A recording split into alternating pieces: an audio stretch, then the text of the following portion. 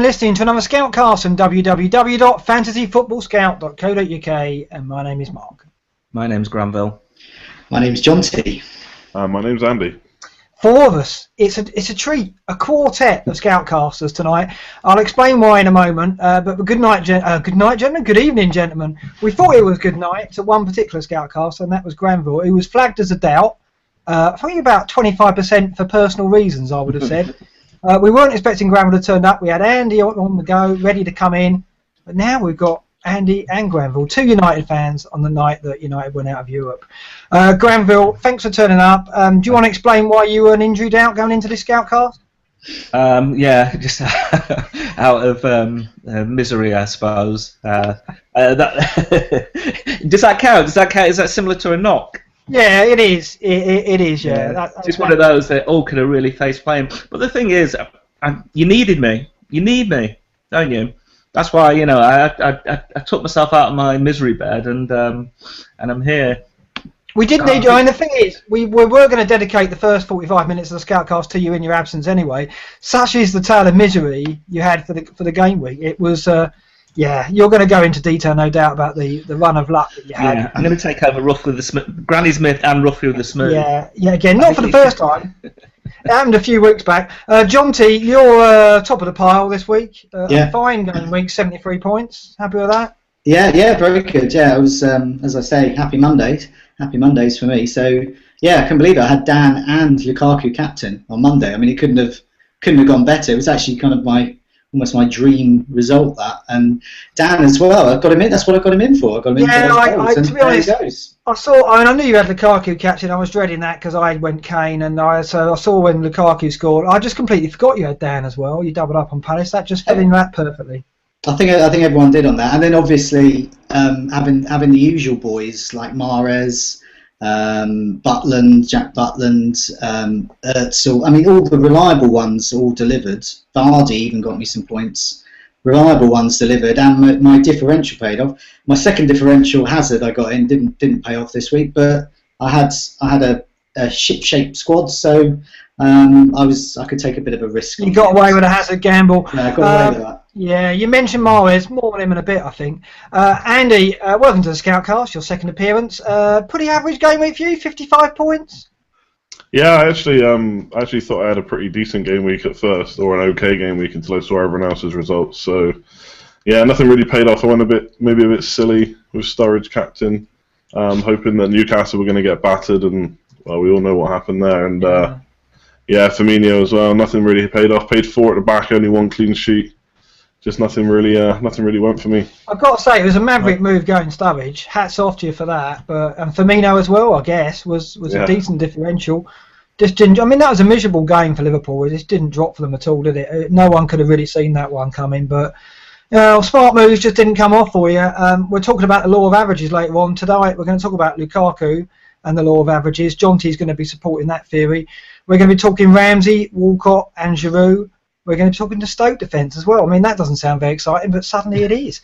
And Fantasy Island risks and clean sheets. But we have to begin, before we get to the community rough with us move, we have to give Granville his 15 minutes of infamous, a notorious game week this will go down as. Granville, 30 points and a -4 hit as well. What was the hit for? The hit was... well, it was upgrading Ayoze to Giroud, right, and paid with Sanchez to Barkley. And you went into the game week with Aguero, 13.1 on the bench. Well, yeah, this is the thing. I mean, having got Aguero the week before, it just seemed the wrong thing to do to get rid of him when he didn't have a long-term injury, and he probably is expected to be back this weekend. I don't know, maybe he won't be, because I thought he might even get onto the pitch today and not in the starting lineup. So I don't know whether he's going to start. But it was a disastrous move, really, when you consider who I could have got. And, to lose him straight away after half a game from last week. But I felt that I should keep him. I should just keep him until I find out exactly what's wrong with him. And I didn't actually need him this week. The thing is, it made my benching situation easier. So. Yeah, but Pellegrini said after the game that it was a little kick on the heel, played it down, and then But a few days later, you're saying, "Oh, Guerrero can't really walk and can't work, can't train." Presumably, what he meant by that. It sounds pretty bad. I mean, I don't know. He's so fragile, isn't he? We talk about Andy getting Sturridge. Aguero's not far off that level of fragility, isn't it? And that's the risk you take. But I took the risk. I thought it was worth the risk. I've got him now. We'll have to see if he's available for the weekend. Then all good. But I haven't half paid a price for it. Even if he does come back and score, it's never going to be worth it. So that's number one. Number two was the first thing that happened was Giroud. The first points on the board for me were minus points because my captain Giroud scored an own goal. That was ridiculous, wasn't it? I mean, we were at the office party at the time, and you came over and said, "I've captained Giroud." Then 10 minutes later, you came back and you said he scored an own goal. I mean, what are the chances of that? It's just no. I don't think it's ever happened. I can't recall it happening because I'll never normally captain a defender. I think I've only done it once. It may have happened with a midfielder. I can't remember, but to get to have a striker score an own goal. I've had strikers miss penalties, but an own goal, never. Andy, Jonty, have you had a captain sent off? I mean, that's the only thing I can think of happening. I can't remember off the top of my head. I don't think I have. I've obviously had players sent off. I've had ridiculous. I think I got caught in one. There was a Blackpool defender who got one of the record low scores, like -4 or 5 or something. Oh yeah. He just did everything, missed everything. Own goals and all sorts. But no, I don't know. Yellow card. Yeah, because as Granville said, it's actually quite rare for a striker to score an own goal, and strikers tend to be the captains. It was spectacular, wasn't it? Oh yeah, so I couldn't believe that, but that's the start of things to come. And then Mahrez scores off his backside, because I got rid of Mahrez 3 weeks ago. That's at the crux of it, getting rid of Mahrez. It was bad. Of course it was bad. I mean, that's a major mistake, getting rid of Mahrez. But even if I got 20 more points this week, it still wouldn't have helped me that much. I'd have still had 50 points, which is still a bad game week. But anyway, getting rid of Mahrez, bad move. The fact that I got Mane for him, and he's done absolutely nothing for weeks, bad enough. So what are you going to do with Mahrez now? I mean, we touched on the list. Let me continue with the. I'll tell you what I'm going to do later. Where do you start? I feel that it's cathartic now. I've got to get it out of my system. So I've got so Mahrez scores off his backside, and then he scores an offside goal. Oh. So that that's already really bad. So what else happens? Giroud actually scored, didn't he? He scored. And the reason I got him in was because he has actually got a pretty good stats. And actually, I mean, Jonty will fill us in later, but it wasn't, it was a move with logic applied to it. So, people say, well, you shouldn't have got him, knowing you'd get an own goal kind of thing. But no, I thought it was the right thing to do, and particularly I was going to go without an Arsenal. I would have had to go without an Arsenal player. I could have got Ozil, but it just seemed too obvious. What else? Who else did I get? So I got Monday night, Delafeu, surely. Come on. Yeah. So I'm getting to that. Shortly. Sunday we had the Liverpool game, didn't we? They had a stinker. I had Moreno at the back, and he scores, and it was ruled out. And and then we get to Monday night where I've got two players coming into the game, Barkley and Delafeu, and then Delafeu actually had lots of opportunities, and he later on in the game, 1-0 behind, he cuts into the box, puts in the beautiful cross for Lukaku, puts on the plate for Lukaku, goal, and I'd mentally banked the assist. Why isn't that an assist? It was a great cross. And then the replays come on, and it shows that Barry jumped over the ball. Yeah, he made a vital contribution to the goal, I think. Don't you agree, Jonty? So yeah. I know I saw Granville was on the site having a miffed about it. But that's just the thing. Fantasy football's not the same as real football. Really mental, odd things happen. And someone's kind of leg or hair will get in the way. Someone's going to get unlucky, and it has to be me. That's the top and Well, bottom. the thing is, Delafeu seems cursed by it, isn't he? That's 2 assists now he's been robbed of, in inverted commas, by decisions. Yeah, effectively, he's very had unlucky. effectively all of Lukaku's goals he's assisted over the last 3 weeks, but he's only been awarded 1. Yeah. See, the thing is, right? I know what the rules are, but it doesn't mean I have to agree with the rule. We'd spoken about this before, haven't we? About assists and whether and how they're meant, and why should Barry get an assist for that? He didn't. He hasn't really. In fact, he's tried to get out of the way of the ball, and the intention was to get out of the way of the ball. So it's all right for Opta to go like 3 weeks ago to say, "Oh, we think the intention of Delafeu was not to have a shot, but to cross it to Kone," and then this week they ignore the intention of Barry. You get what I mean? I'm just saying there's no consistency. If they're going to judge intention, it should apply to all situations. No, but the intention only comes into it when it's a cross or shot. It only comes in then. I know what the rules are. It doesn't mean I have to agree with them. Because the thing is, why should it be different for a rebound? Why should intention come into the equation, the rebound, but not when you do a cross? We had this a few years ago when was it Rooney hit his laces and we were. Welbeck scored, yeah. Yeah, and we were going. Yeah, it was Welbeck, wasn't it? And we were kind of looking at the camera and just trying to stop it and just seeing if he got like a slight lace on it. It's ridiculous. It shouldn't be down to things like that. It should be. The thing is, I think Opta want to have complete hands off, or the FPL want to have hands off control. You know, they'd say, well, these are the rules, and you can't argue with them. You know, rather than some kind of humanity. You know, someone actually looking and going, well, that was the intention. Because you look at the feed from like the BBC and it says Delafeu crossed it and Lukaku scored. No. It says a Barry assist, but it said Delafeu in the report. It's just it's just very unfortunate, and it just seems to be happened in a game week where you had a miserable score and it just didn't help, did it? But no such bad luck for John T. You, Captain Lukaku.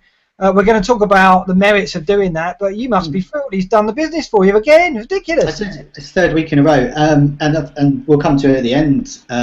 Who do we captain this week? Well, it's really hard to take the armband off him at the moment because he could be going for Vardy's record. I mean, he's doing that well. And the reason I got Lukaku in rather than Barkley and Delafeu, and particularly Barkley, I was I'm perpetually worried about him because his ownership's so high.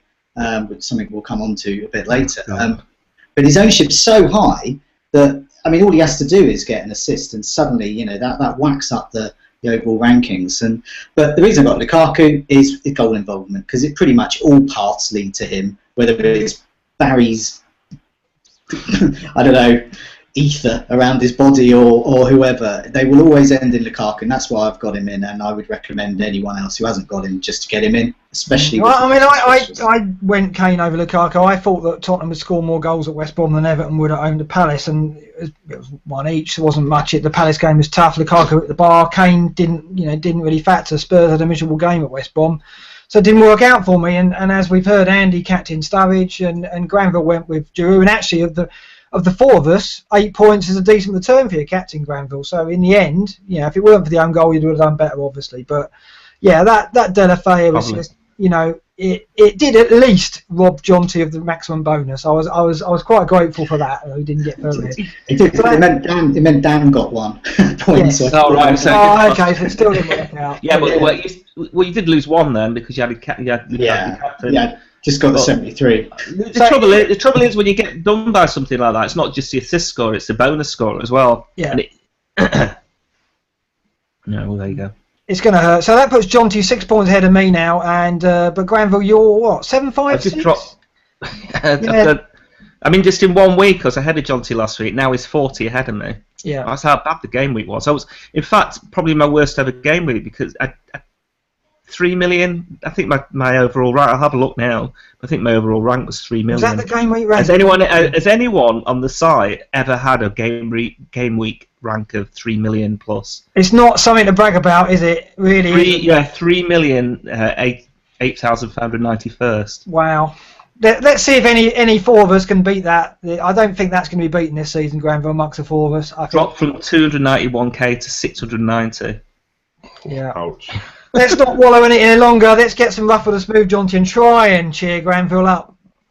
Oh, well, indeed, yes. So I'm gonna rifle through these as well. Keep them nice and short. So, Stoke me a clipper. He got 28. So a rival for Granville there. He benched Mahrez, Janmaat, and Francis. His bench scored more than his first 11. Obviously. See, this is it. I was very close. Hence my caption almost missed Mahrez. I was very close to playing at IU over Mahrez. I was just Saturday morning. I was just looking at stats. And overwhelmingly in Mahrez's favour, but I didn't fancy it. I wanted to play IU because I've missed his points a few times, but just convinced myself after looking at stats that Mahrez was just too good to bench. So I feel for Stoke me a clipper because, I mean, at least Granville didn't have him. If you bench him and miss the points, it's actually almost worse. So FIFA King is another. FIFA King bench Mahrez. My fellow Hazard recruiters, Nexus and Shakhtarman. So they brought him in, and Baby B took Aguero out for Kane, Captain Kane. For a hit though. so not too bad, but on to minus there. And John the Baker, the perils of an early transfer, brought in Coutinho for Sanchez. Yeah. And I've got a couple of smooths, so not too many smooths this week really, but a couple of Mahrez captainers. So Somalian. Site regular, and Matt Smith's just popped up on YouTube as well to tell us they're both Captain Mahrez there. No, this Doozer makes an appearance in the smooth. I like this one because I like the ones that are kind of where you get an unexpected player getting points, but then an unexpected player from the bench coming on. So he loves West Ham, so he got Lanzini, sudden injury, so that meant that Wijnaldum from Newcastle off the bench, surprise points, double surprise, brilliant, like that one. Wijnaldum off the bench, that must and then also a West Ham player getting injured is the one that brings him on, ironically, for the West Ham fan Doozer. But a bit of luck there for the old man. That's fantastic stuff. We're going to have some questions in the community now, and we're going to start with Lukaku and a method which I know Jonty swears by, which is playing by the percentages, which is as dull as it sounds, quite frankly. And I know that Granville agrees with it. Well, the fact that Jonty's like scared of Barkley because he looks at first thing he looks at is ownership. Yeah, this is it. So, Jonty, do you want to explain the theory behind this? Yeah, I mean it's something that Granville obviously should be paying attention to after no top 10k finishes since 2010. We mentioned. He sticks with 90. And he should pay attention to this because then he might rise up. Granville's going to log off. So this is from Daniel. He asked us, should we play the percentages? And this is Rodelegabon has been posting up some theories and stats about effective ownership.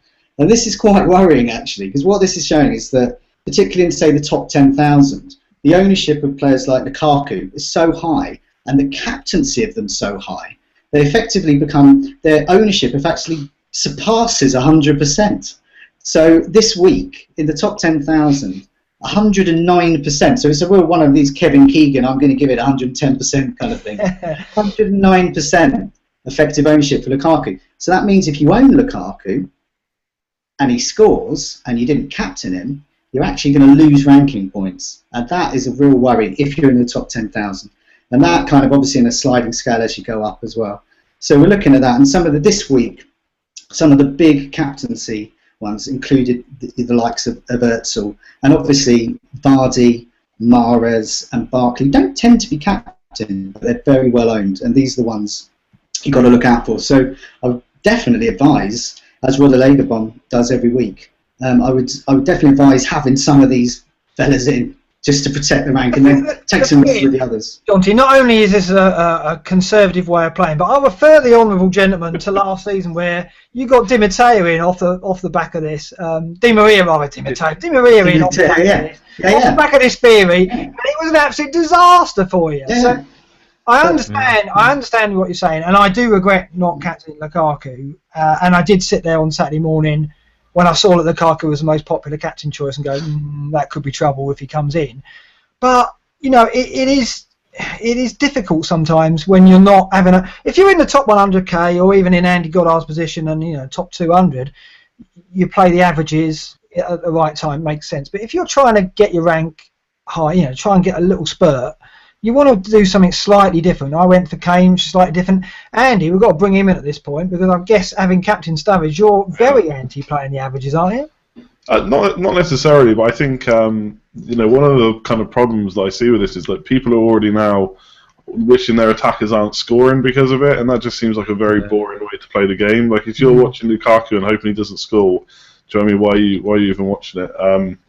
Like Sturridge wasn't really a percentage thing, but I do look at players' percentages, and I think some players you pretty much need to own. Like Mahrez is just so cheap still and scoring so many points that if you haven't got him, he's gonna hurt you every time he scores. So yeah, I do look at it for a bit, but I do think at the same time, if you just abide by this, it's going to be a pretty boring way of playing the game. But then high ranks are good, and winning money off money leagues are good. So maybe at the end of the season, we won't be saying it's so boring. Granville, what's your view on this? I think we know already.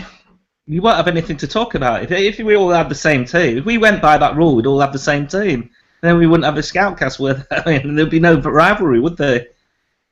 Very true, and you wouldn't have game weeks like you just had, because we'd all be in that same boat, and we'd probably have better ranks for it, but we'd have duller game weeks. But I guess Jonty, you're going to say it's all about points and getting top of the league. Now let's cut off Jonty. Can we mute him? No, I'm sure. The thing is about this theory, it's not just I don't advocate getting your whole team like this. That would be boring. It would just be insane, because you're not looking. Because I like to get players in by looking at the games themselves. So that memorable game where you and I, Mark, saw Vardy playing. Right, we're getting him in like within the hour, and also looking at the stats. And what I like to do is I do look at ownership, and I'll look at getting as I said, a base of these players. But I'll also get then sprinkling ones. So for example, this week it didn't work out. I got Hazard in. I didn't get him to play the percentages. I got him because he was a bit of a differential, and I had a team in a shape to do that. Same thing with Andy getting Sturridge in and captain. That's it's another move like that. So that's what I advocate. That nice mixture of that. But yeah, that'd be insane. Everyone getting just simply the top owned players without looking at anything else. That would be mad. I've got to say that having got everything wrong this week, the one thing I did get right was Hazard from the last week's game. I thought I'd just mention that. Yeah, I mean I can see what John's getting at. You're saying what you do is you play the percentages perhaps with the captaincy, but then you temper it with a transfer that is perhaps going to be a differential, and that does make sense. It does. I mean, and the thing is, the captain is, from my point of view, the captain has really punished me this season. I've very rarely got it right. I think I've only got 2 goals. Well, there's only 2 matches where my captain has scored: Aguero game week 8 and Kane the week before last, and. Yeah, I got it wrong again, and had I played the percentages, I probably would have gone Lukaku. But it's like, by looking at percentages for transfers and captaincy, you're almost playing with fear being a factor rather than, I don't know, that feels like, we're all different in the way you play this game, but I don't like to play it like that, because I just think that the captaincy is such a way of making up ground that I like to take a risk with it and hope that the rest of my team can compensate it. And I did it with Kane the previous week. It was a bit risky to go with him, perhaps, because Lukaku was a good option then.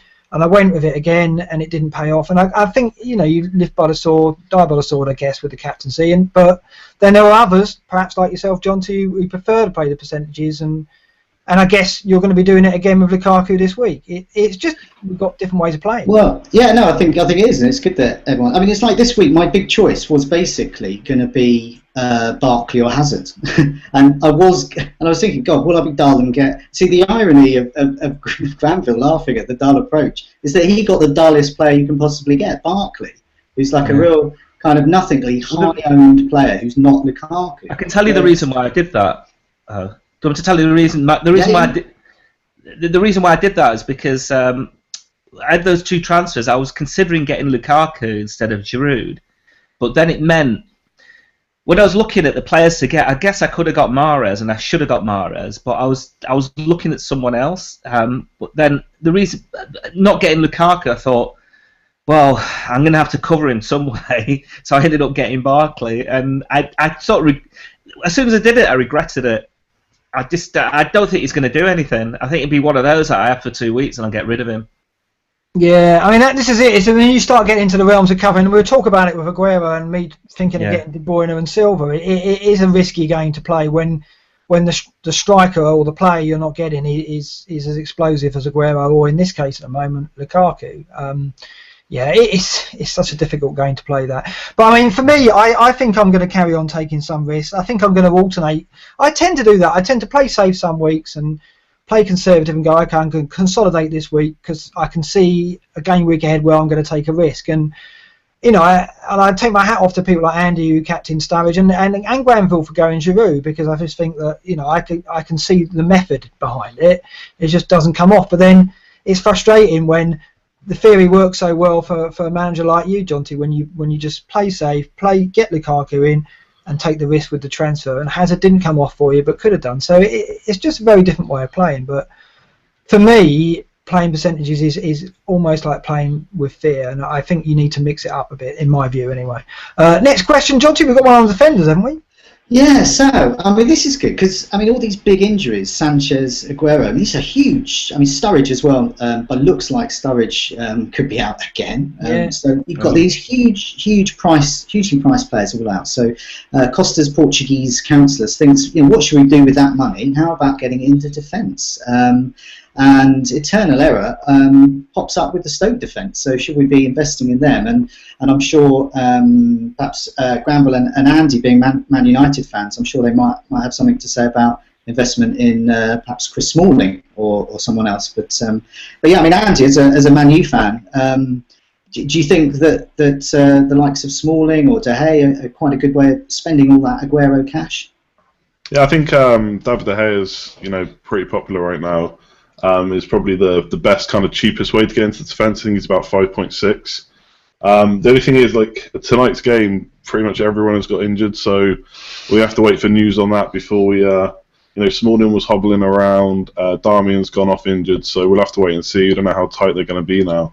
But someone like Smalling, I think he's 6.9 now. I got him when he was 6.4. I think, looking at the stats, he's probably due a goal at this point.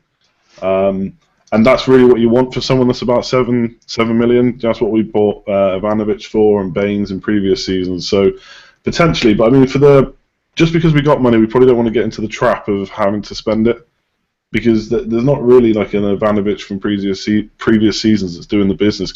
Smalling's getting clean sheets, but not, he's not getting assists and goals and stuff. But actually, watching the Bournemouth game, and I'm probably going to regret saying this, but Ivanovic is one that I'm kind of looking at. He was still going really far forward, and they've still got a few good fixtures coming up. So Ivanovic might be the one that I spend my money on if I do want to upgrade at all. That's interesting. I mean, I did an article on Smalling today, and I do think it's a good option. One of the reasons why I cited in the article was that because over Christmas you need players that are nailed on, and you don't want to be suffering from rotation. Smalling is that. He's going to play every game for United. He kind of has to, particularly if there's more injuries now. And United's fixtures are strong. Norwich at home, Stoke away, Chelsea at home, Swansea at home. So 3 home games over Christmas. They've only conceded 1 goal all season at home. And Norwich, Chelsea and Swansea, their attacks just dreadful at the moment. So, yeah, tonight's injuries, though, could put a different spin on that completely. And I do think they're going to concede at Bournemouth. Bournemouth at the moment on fire. Yeah, I'm worried about attacking stakes. And I think Smalling at the moment, I wouldn't do it yet, but for Christmas, yeah, Smalling maybe just for Christmas, unlike a turkey. I think he's definitely going to be one worth investing in, because you can just invest the money, forget it, put him in your team, play him every week, and you haven't got to worry about rotation. Everywhere else, even with players like Ivanovic, I've got Kolarov, maybe Bellerin may get rotated at one match. I don't think that's going to happen to Smalling, so he kind of becomes worth it over this spell, but 6'9" for a defender who doesn't get goals. He is due one, but he gets in positions. Yeah, he had four goal attempts at the weekend. He was really threatening from set pieces. But I mean, he and De Gea went up this game week. A lot of people invested in them, and I think it could be the way to go. Granville, you haven't got that United defender yet. Is it coming? I don't think so, to be honest with you. Not at the minute, unless I spend a while, unless I play my wild card in January. I can't see me spending it. I need to sort out other things in my team.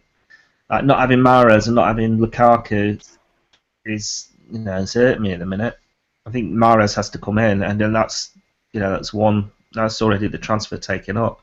We want to start taking hits, maybe. But, depends on Aguero again. But no, I've got to leave the defence at the minute. I'm quite happy with my defence as it happens. Zuma, Van Dijk, and who's the third one? Ward and Richards you've got in there. I've got Richards, Ward, and and Moreno. Moreno, yeah. So I'm always going to play those three, the Zuma, Moreno, and Van Dijk, as long as Southampton, just start picking up a little bit. I don't think I need to look at any other defenders at the minute. Though if I was going to get one, I'd probably go for the guy, the centre back for Spurs, whose name begins with A. Yeah, who I want Johnny to say. That happens to be my mine up this week. Tobias Alderweireld. I'm going to give him his full name. I don't know what his middle name is, but I'm going to roll that one out next week. Yes, I think you're right. I think Spurs look a decent bet. They've got 2 decent home games to come. So yeah, I think that's a cheaper option because he's coming in at 5.6 at the moment. I just think that price for Smalling is expensive, too much normally, but over Christmas it's something I'm looking at. John T, are you? I mean, it's a dull move, so is that something that you're looking at? Yeah. I mean, I'm definitely looking at him. He's probably he'd be one to get. But like Mabel, I'm quite happy with my defence at the moment. I mean, unlike with a lot, I suppose I'll look at kind of ownership and things, but with defence, it really is about fixtures. So you're looking at the fixtures over Christmas. That's the block we need to be looking at right up to game week 20. You've got West Brom with some great fixtures: Bournemouth at home, Newcastle at home, Stoke at home, Swansea away, Man U as you mentioned. West Ham have good defence, good fixtures coming up. Liverpool, of course, so a lot of us have got Moreno already in place. Palace, so my man Dan there as well, but a lot of people have Ward. That's fine, that's good. He's good. And Tottenham, as you say. Arsenal, it starts to get a bit patchy once you get to Arsenal. So they've got Villa away. That looks good for a clean sheet. But then they've got City at home. Southampton away is tricky. Bournemouth and Newcastle at home. This is a good Christmas for Bellerin owners, I think, for 3 of those fixtures anyway. Yeah, and also Eternal Ever mentioned Stoke. Now we haven't talked about it yet, but obviously a lot of us have got Butland. Apart from Granville's got My Hill, and I believe you've got My Hill as well, Andy, haven't you? So you've got to sit on My Hill at the moment until Foster's back because of West Brom's fixture. It's not been a good run really for My Hill. No, but it's especially with Butland, getting all those clean sheets. Yeah, I mean, he was well ahead of him up until like the last 3 or 4 weeks. But 6 clean sheets in 8 for Butland. I mean, surely that's got to end. But John T, the fixtures aren't strong for Stoke, but the form is just exceptional. Yeah, the form is no surprise. Shawcross is back. Everything tightens up a bit at the back. I've in one of my mini leagues where the leader there by clear 100 points over me has invested in. He's had Glenn Johnson in his side for ages, and he's actually been quite a good source of points. So he's doubled up with like Butland and Glenn Johnson doubled up, and so other people, maybe Shawcross. So I think in the favourable fixtures there could be chance of bonus there. But I agree, they're one of these kind of slightly form over fixtures there with their defence, and they're certainly doing well against the bigger side. So I think it's fine doubling up. Well, Walshide is the cheapest option in that Stoke defence at the moment, 4.4. So he would be the obviously the second option if you've already got Butland. But I don't know, the fixtures just aren't. It's got to come to an end sooner or later. But Hughes has just got them playing, and I think with Butland is you can play him week in week out, and you get your save points. If you're doubling up, I don't see it. But certainly form is on their side, but like you say, John T, I think fixtures are just a little bit too stiff at the moment for them. And also, they're one of those teams where over Christmas they're going to feel it. I think some of the smaller squads are going to have to rotate, and you're going to see players like Cameron and Wilson getting involved, and easier if he's fit. So there's going to be rotation there, I think, because they have to, because of legs, basically. So, yeah, I don't think doubling up is the way to go in defence. But investment in defence over Christmas, if you get a nailed-on player like Smalling, looks to be a good option. Hazard is the next question, apparently. Dante, is that right? Yeah, so Nexus, he's another one of my fellow Hazard owners, asks, is it worth keeping him for the favourable run or time to cut our losses? So let's just remind ourselves what he's got coming up. He's got Leicester on Monday, and then Sunderland and Watford at home, Man U away, and then Palace away. So a bit of a mixture there, but definitely a couple of good potential home games there. For me, I must admit, I wouldn't particularly advise anyone to get him in now, in comparison to other players, because of course I think Aaron Ramsey is a far better, because you're looking at the players who've emerged the last week or two. Aaron Ramsey for me is top of that pile. I think David Silva, who scored tonight in Europe, is another good bet as well. They play for much more attacking sides. There's something odd about Chelsea.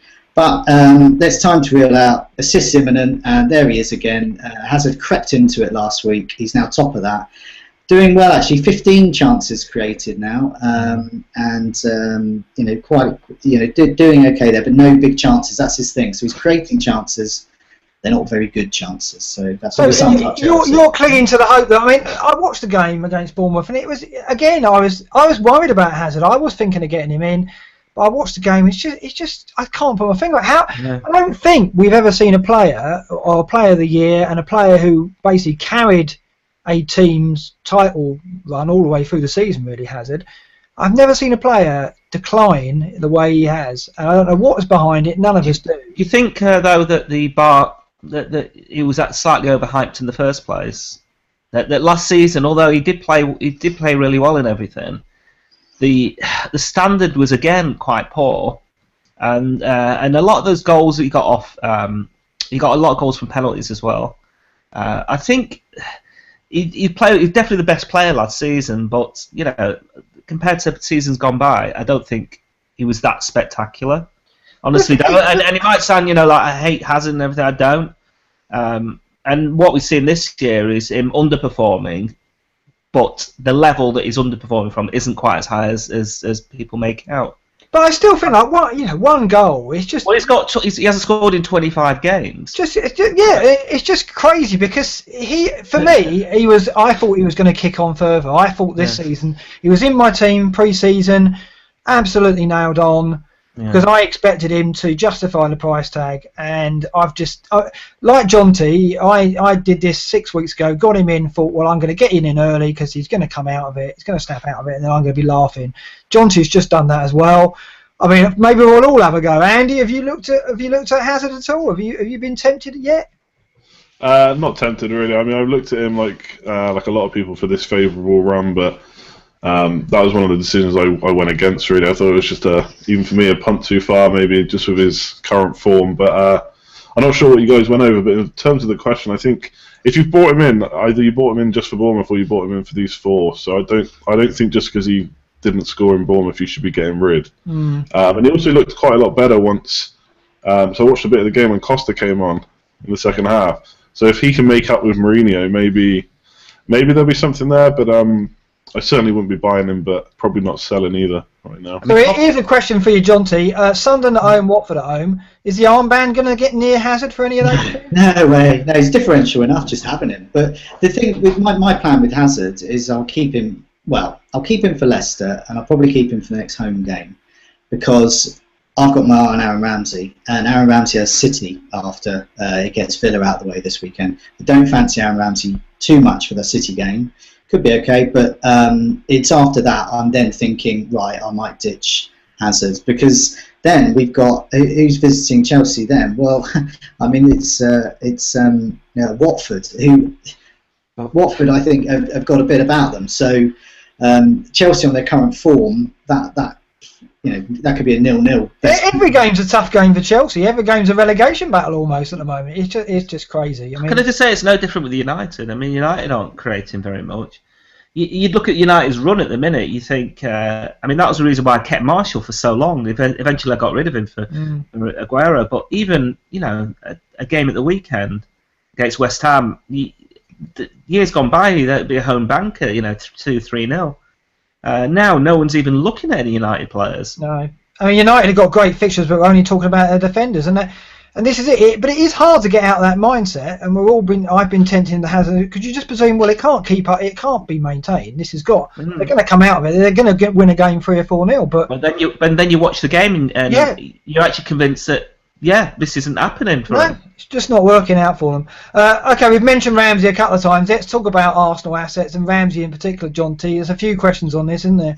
Yeah, just Igalu asks, is Ramsey worth it for a few weeks? Escucci asks, is Walcott an option again? And Claudio, the Tinkerman, says, why is Giroud being overlooked? He asks. And, not in all quarters, he's not. No, not in all corners. So I'll go to Bramble first because he's got Giroud. So yeah, why is he being overlooked? I guess because there's, say, 3 other strikers who are over the last few weeks have done well as well. And Lukaku looks to be one people say an essential. Kane is he's been quite explosive in the last few weeks, and Vardy. Everyone's got Vardy, and you're not going to sell him really.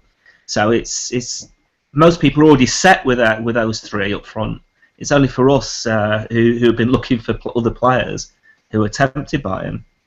Because and essentially I was looking for a little bit of a differential as well. Yeah, you didn't want to go Ozil, did you? So you went Giroud for that reason, I guess. Well, it was because I wanted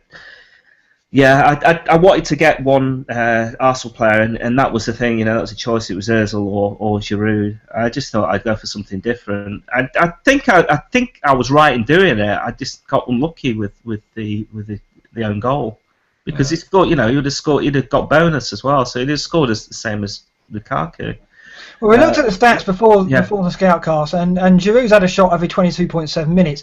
That is second only to Aguero this season. So, in terms of his efforts on goal when he's on the pitch, it's unquestionably a good option. But I think you're right. I mean, everyone's set on Lukaku, Vardy, and Kane at the moment. Keeping an eye on Aguero. I think Giroud, I've moved him up the watch list this week to be after those 4 because Agallo's fixtures. Agallo would be above him normally on form, but the fixtures are so bad for Watford that you kind of think there's going to be some regression there. So I don't know. I think Giroud is an option. He's a choice if you're looking for a differential. Let's go back to Ramsey though, because I was just shocked. I did a quick analysis of his stats, and I looked at the last 6 matches, not the last 6 game weeks, but the last 6 matches that Ramsey had played. So this could have been anywhere in the season. For all midfielders, Ramsey was top for shots on goal, 22 goal attempts in his last 6 matches. And ironically, Walcott was second, also on 22 shots. So those 2, at the moment, look like starting differentials. And I know, John, you absolutely love the Welshman, so you're presumably already plotting to get him in, are you?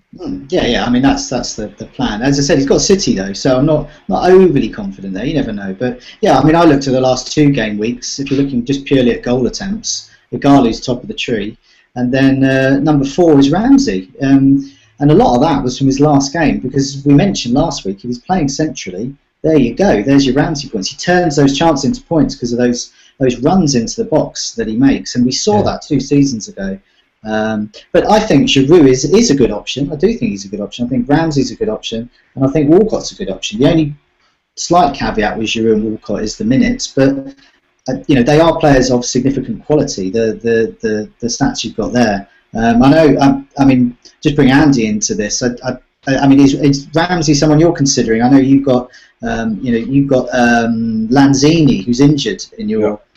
So I would imagine that is Ramsey someone you're considering, or others? Yeah, I'm pretty sure Lanzini to Ramsey is going to be my transfer this week. Last week when I had to get rid of Sanchez, I did look at Ramsey and Ozil, Ramsey and Walcott, but it was just a day too late. The prices were changing, so I went for Ozil. But yeah, I think I'm going to double.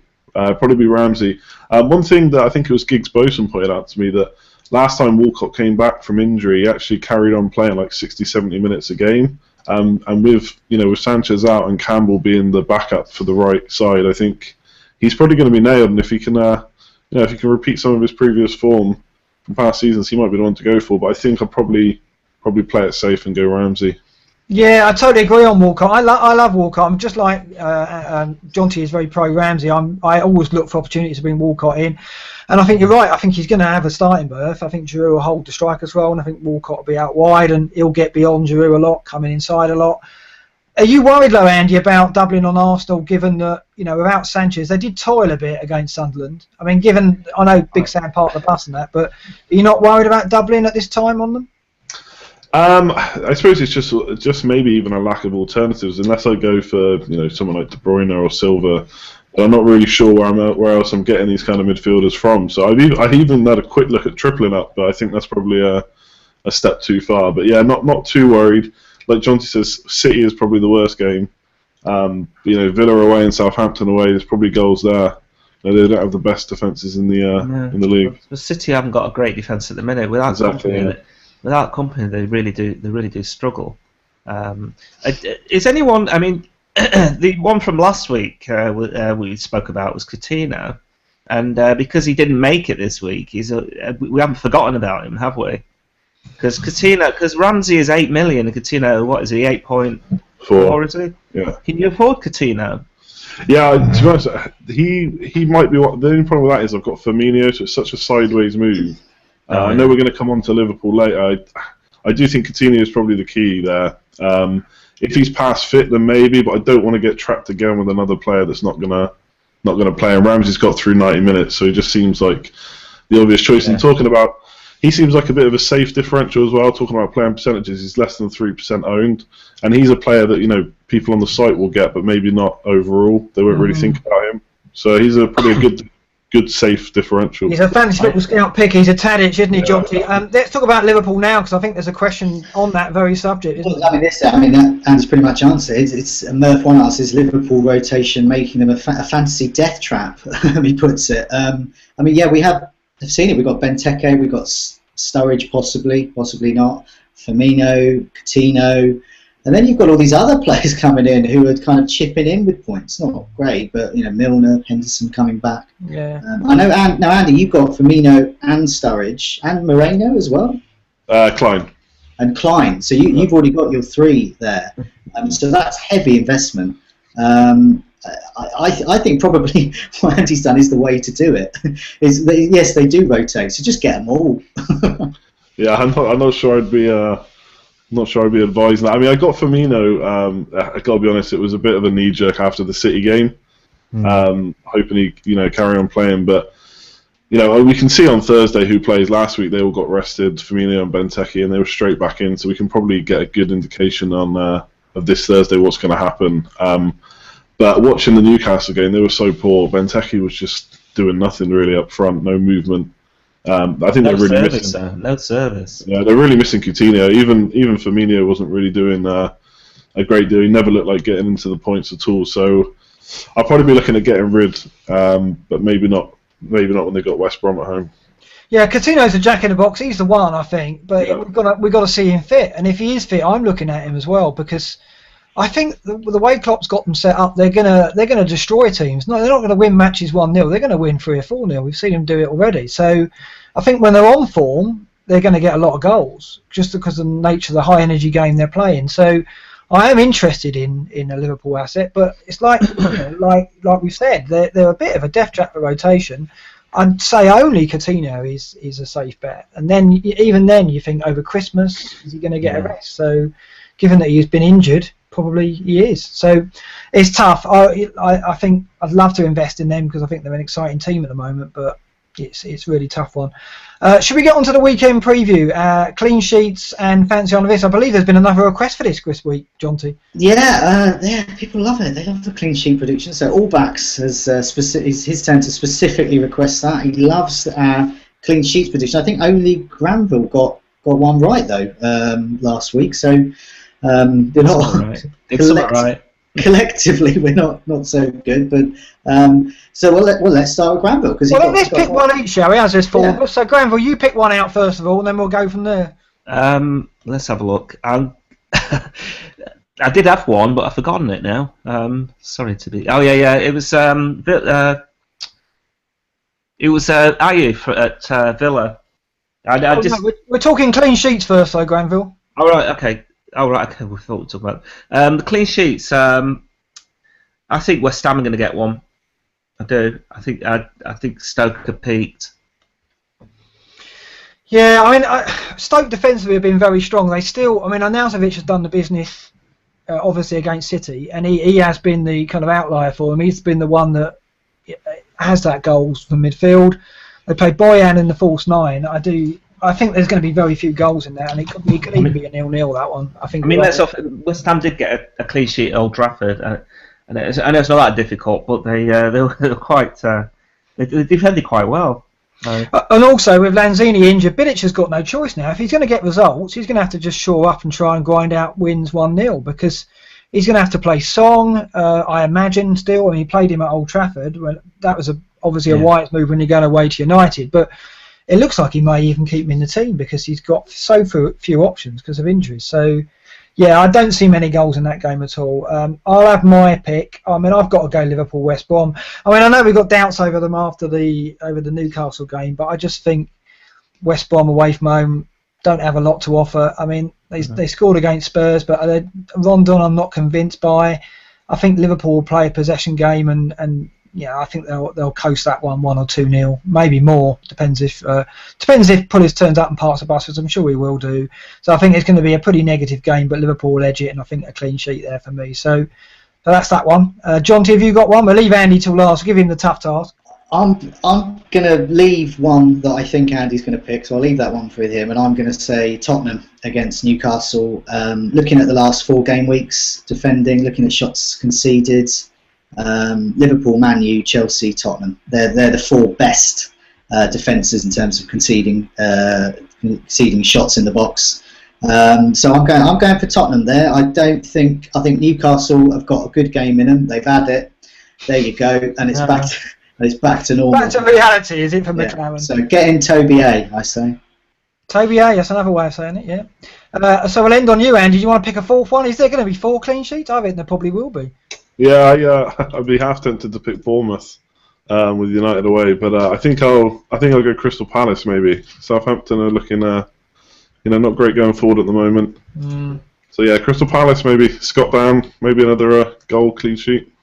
And I think aside from that, we got. City at home to Swansea. I mean, City find a way of conceding goals, don't they? Yeah. Against Swansea, has Swansea got anything to hurt them with? Maybe, I guess. Unless Company's there, I think they'll concede. Yeah, maybe. But I've got to play Collar in that one. So fancy on a risk. Granville, you had one ready. I think you mentioned a Villa player, did you? Yeah, Jordan Knight. Right, okay. Home to an Arsenal team without... Koscielny's out, is he? No, he should be alright. Okay. I'll still go for him. I think he's scored quite a few. He scored like 3 in 6, I think it is. So I think he'll continue to score. He is their bright spark. I mean, there isn't really. I mean, they got some decent fixtures coming up. There just isn't really any attacking promise there apart from Ayew, and he hasn't done enough. He's not going to get into our forward lines, but I think in a weekly game or as a 1 week punt, decent option. Yeah, John T, have you got one? Yeah, I'm visiting my goals imminent table for this one, so I'm going for Coney of Everton. He's got a good fixture, 10 goal attempts last 4, lots of those in the box, lots on target. I think he's due a goal. And Andy, have you got one up your sleeve as well? Yeah, I was originally looking at Bojan, but I think I'm going to plump for Connor Wickham. Yes, yeah. Crystal Palace, I think he might do well. Yeah, I think he got 3 assists in the last home game, and I think Palace will go there pretty comfortable. Home to Southampton. Southampton just 3 goals in the last 4, and I think so you're backing a Palace win there with a clean sheet, and I think you could be onto something. I've got a couple of Sunderland players. I think this will be a chance for Allardyce to win a game here. Home to Watford. Watford in good form, but Sunderland look at that and think, well, we can do another 1-0 here.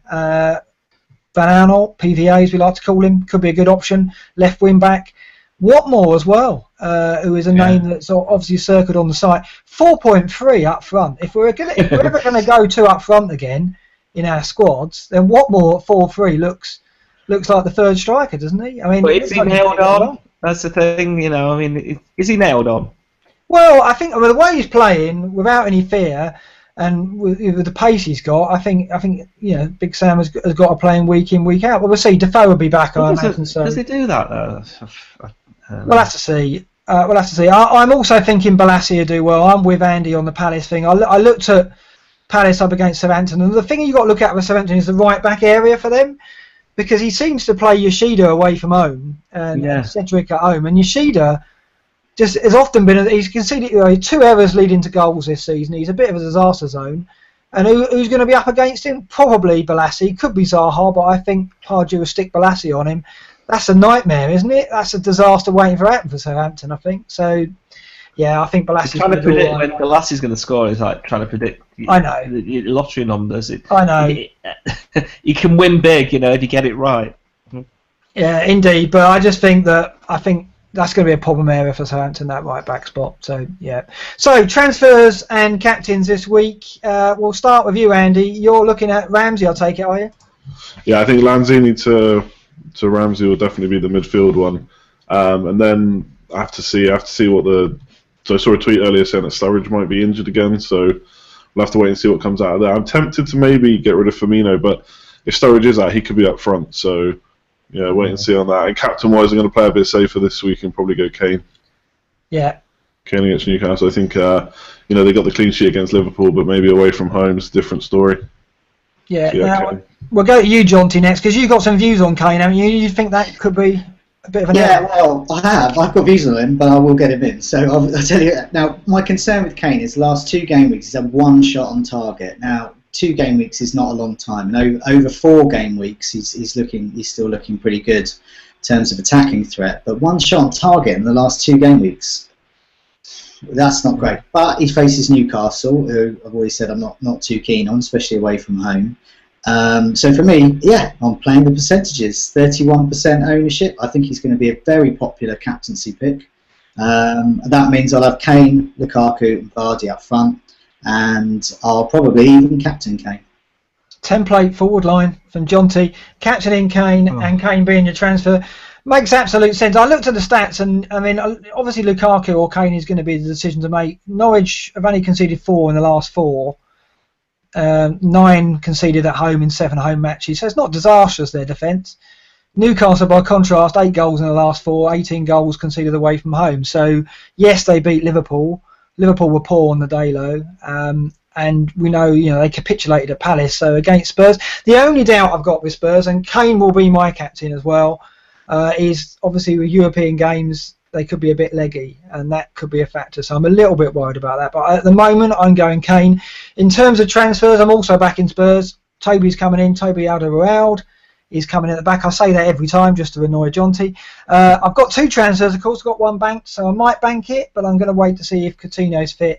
I fear transferring Mane out and not playing him, so it could be Ayew who goes, but then I'm probably going to have to play Mane at Palace because he's one of those players that he is so explosive that in the game week you don't play him, he's going to go and score, and he is due, as I'm sure Granville's going to say in a moment. So I'm undecided, but I'm probably just going to bank that transfer again and use it over Christmas because I think that's where it's going to be most handy. So Toby and Kane captain for me. We'll end quite fittingly on Granville. Transfers and captain Granville. Oh God. I was going to put doubts in your mind about Kane with Newcastle having turned their season around with that game against Liverpool. They may keep it tight. Maybe it's just they play better against. They will keep it tight against the better teams. They might do that against Spurs. Anyway, my transfers. Well, I've got to get Mahrez, haven't I? I don't think I have a choice. Yeah. I think I made a mistake getting Barkley last week and not getting Mahrez. I'll probably sell Ayew. I'm just not confident with Swansea anymore. I know he's been picking up points, not for the last couple of weeks, but I'm just kind of annoyed. I don't want any more White in my team, so I think Mahrez, and then I might spend points. I guess you can, because you've got Aguero, you can play your 5 in midfield and not worry about that dilemma. Yeah. I want Aguero to be available this weekend. I really do. At home to Swansea, it's one of the reasons I got him. In terms of captaincy, I think I probably will go. Well, I'll go Aguero if he's available, but other than that, I'll probably go KDB. Yeah. Okay. Interesting. I mean, at the moment, mate, my team says that KDB and Kane are the top 2, and we don't know the percentage that's going to back KDB. I think a lot of people are going to go Lukaku. Kane will probably be second choice, so I think you might be onto something there. And I think you only need 1 captain to come in. I mean, KDB returned a 16-point return a couple of weeks ago, so he gets that again. You just don't know. And at home, I know. Well, the thing is, you own KDB, so it's not really going to help. Aguero would be the one who I really want to captain if he's available, because then I'm getting the 100. What was it? 100%. 109% according to 109% or whatever that's supposed to mean. I don't quite get it, but having double score when no one else has got him would be nice. I'd like to note that you've made yourself incredibly comfortable for this Scoutcast. It's the first time I've seen you in your lounge. We had this old adage, didn't we, that if you have a terrible game week, you have to be on the comfortable seat. You've done exactly that this week, Granville. And also, I think someone said on YouTube I look like a broken man. Well, to be honest, you did come across that way over emails in the last couple of days, but commendable that you turned up, took the flak. We did go easy on him, John T. It could have been a lot more severe, couldn't it? Oh yeah, totally. But yeah, because we've all got that kind of game week. It's going to happen to all of us. It's going to happen to me. It isn't, John T. It's never going to happen to you. It isn't because having that high ownership players means that you can never have a really bad game week, because if you have a bad game week, then everyone else does. You'll never ever lose 50 points in anyone. Well, this is John T's theory. This is why he plays the way he does, and you've got to say it is effective, and it does safeguard against 30-point game weeks, as he's pointing out. But I'm still backing you to get back in this. To be honest, a couple of weeks ago when I went above you both, I thought, well, it's Granville I'm more worried about. And you've just slipped away, and John T's overtaken me. So it's so unpredictable this season. Who knows? And it really is. We haven't got anyone obvious who you need. You know, no Suarez, no Guerrero, no Rooney. It's not. There's there is a lot of choice, but it is so unpredictable. Which is exactly why you've got to hold on to some hope of getting back into this. I'm sure you will. 30 points is nothing. A few weeks ago it was 50 behind. I was 50 behind you. And 60, I got it from. So, yeah, so there you go. So stay in there, Granville. There's a support group out there forming in your favour. So I'm sure there'll be a lot of posts tonight urging you to carry on and try and give chase, because I think, yeah, you got it in you to catch, especially with Aguero. He's going to come back. He's going to punish me. I can see it now. Andy, thanks very much for forming the quartet tonight and stepping in for Granville, even though Granville turned up. It's a pleasure to have you. John T, as always, thanks very much for the questions and rough with the smooth and the stats and your law of averages, which I'm beginning to actually come round to, which is what I'm worried about, quite frankly. And Granville, as I've said, thanks so much for turning up after such a miserable game week and putting on a brave face. It's good night from me. Good night. Good night. Good night.